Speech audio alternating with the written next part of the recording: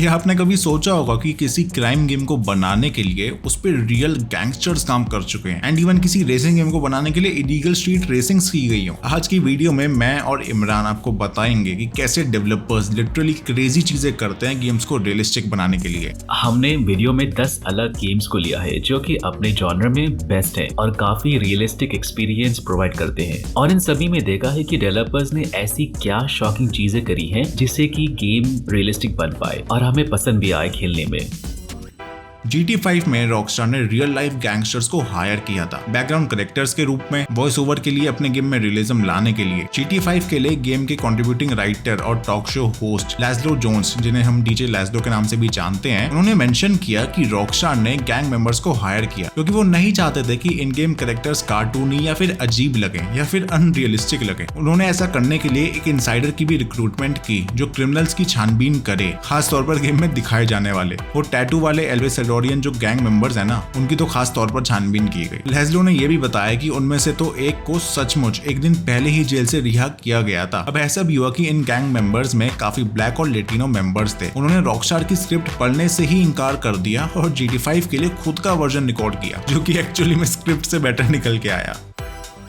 अब हम जानते हैं कि एक हॉरर गेम खेलते वक्त उसकी डरावनी आवाज़ें और माहौल और एटमॉस्फेयर कितनी ज़्यादा इम्पोर्टेंट रखती है गेम को स्कैरी बनाने के लिए। तो साइलेंट हिल के डेवलपर्स ने रियलिज्म हासिल करने के लिए गेम में इस्तेमाल की जाने वाली आवाज़ों की टाइमिंग और ऑर्डर को रैंडमाइज करने का फैसला किया, जैसा हवा का चलना, खिड़कियों की बंद होना और खुलने की आवाज़, कैरेक्टर्स की सांसें भरना, कांच का टूटना, फर्श पर कदमों की आहट और बहुत कुछ। इन सभी चीज़ों ने प्लेयर्स को अपनी सीट्स के एज पर हमेशा रखा, बिना ये जाने हुए कि आगे क्या होने वाला है। शूटिंग गेम्स ज्यादातर अमेरिका जैसी कंट्रीज में बनाने का एक रीजन ये भी है कि वहाँ आपको गन्स Amazon पे मिल जाती हैं। कोई भी गन्स को इजीली बाय कर सकता है ऑनलाइन एंड उन्हें एक्सेस कर सकता है ताकि उनकी बनावट समझ सके और रियलिस्टिक गन्स को अपने गेम्स में डाले। बाहर के सभी डेवलपर्स ऐसे ही करते हैं, बट इंडिया में ये करना बहुत मुश्किल है बिकॉज यहाँ गन्स इजीली एक्सेसिबल नहीं है। तो इंडिया में बन रहे इंडस गेम के डेवलपर्स ने गेम्स में बैलिस्टिक वेपन्स की फील को ऑथेंटिक बनाने के लिए फायर आर्म्स एंड गन्स के लाइसेंसेस लिए, एक्चुअल गन्स खरीदी और लोकल फायरिंग रेंजेस पे जाके उनके साथ क्वालिटी टाइम बिताया। ये जो टाइम उन्होंने लोकल फायरिंग रेंजेस में बिताया ना, वो गेम की एनिमेशंस में हम देख सकते हैं, जैसे रीलोडिंग और एमिंग डाउनसाइड की एनिमेशन में और कुछ में। जब मैंने उनकी स्टूडियो विजिट की, उन्होंने मुझे एक्चुअल गन्स जैसे कि पिस्तौल्स, शॉटगन, स्नाइपर्स और उनके शेल्स तक दिखाए। ये एक अलग ही फीलिंग थी। और हाँ, जैसे कि मैंने पहले भी बताया कि सभी फायर आर्म्स लीगल थे विद प्रॉपर परमिट्स। साल 1998 में कोनामी ने पहली मेटल गियर सॉलिड गेम को रिलीज की, जिसे लेजेंडरी हिडेयो कोजिमा ने डेवलप किया था, और इस गेम ने हमारे वीडियो गेम को देखने के तरीके को जरा बदल दिया। इसने कट सीन्स के साथ कहानी कहने की कॉन्सेप्ट को इंट्रोड्यूस किया, लेकिन 1998 में हम जानते हैं कि 3D की कॉन्सेप्ट उतनी डेवलप नहीं थी और कोजिमा ने इस प्रॉब्लम का एक सोल्यूशन निकाला। उन्होंने और गेम की लेवल डिजाइनर्स ने एक्चुअल लेगो टॉयज या ब्रिक्स का इस्तेमाल किया लेवल डिजाइनिंग के लिए, और उसे हम अभी भी गेम में देख सकते हैं।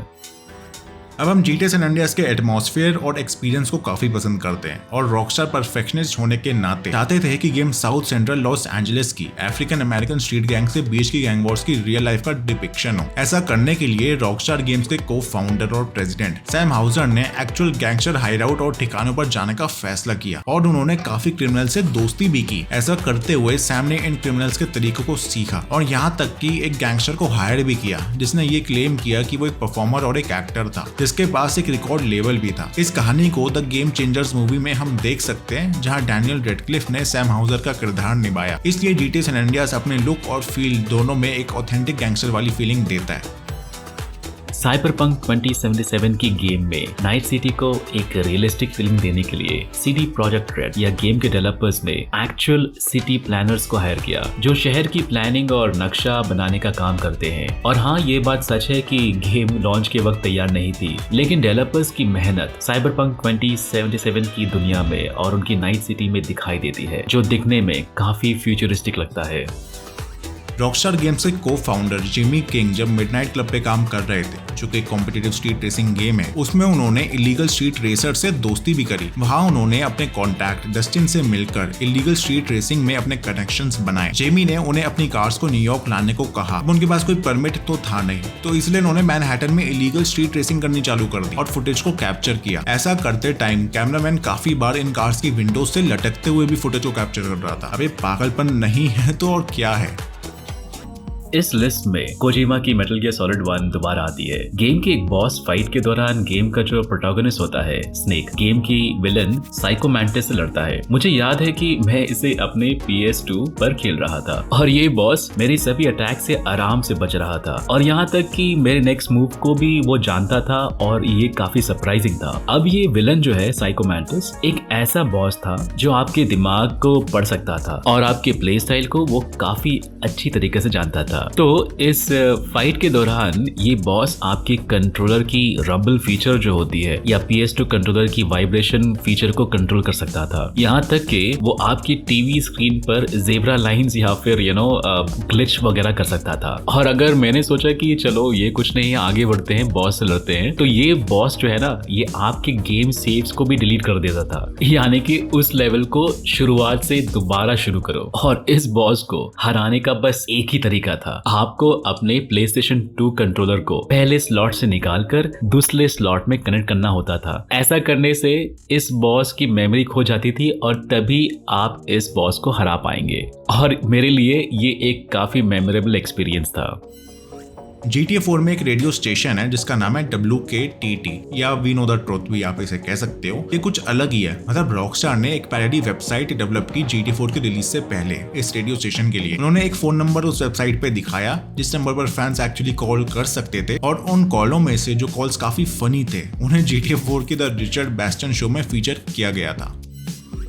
लुकिंग ग्लास स्टूडियोज जिन्होंने थीफ 2 द मेटल एज को बनाया था साल 2000 में, उस समय में वो एक काफी बड़े फाइनेंशियल क्राइसिस से गुजर रहे थे और उन्होंने महसूस किया कि कुछ बचे हुए जो पैसे थे उससे गेम की एक्सपेंशन की डेवलपमेंट होने वाली नहीं है। इसलिए उन्होंने कुछ अलग किया, उन्होंने अपनी गेम की इंजन और टूल्स को फैंस को डोनेट कर दिया और गेम की फैंस और प्लेयर्स ने इस गेम की डेवलपमेंट साइकिल को पूरी की खुद से। और थीफ 2 की जो एक्सपेंशन पैक थी shadow of the metal age को क्रिटिक्स और फैंस दोनों ने काफी पसंद किया था। वीडियो अच्छी लगी है तो लाइक कर दो, साथ ही गेम्स गॉसिप इंडिया चैनल को भी सब्सक्राइब कर दो ताकि आपको मिलता रहेगा ऐसी गेमिंग कंटेंट। मिलते हैं आपसे अगली वीडियो में, तब तक के लिए टाटा बाय बाय।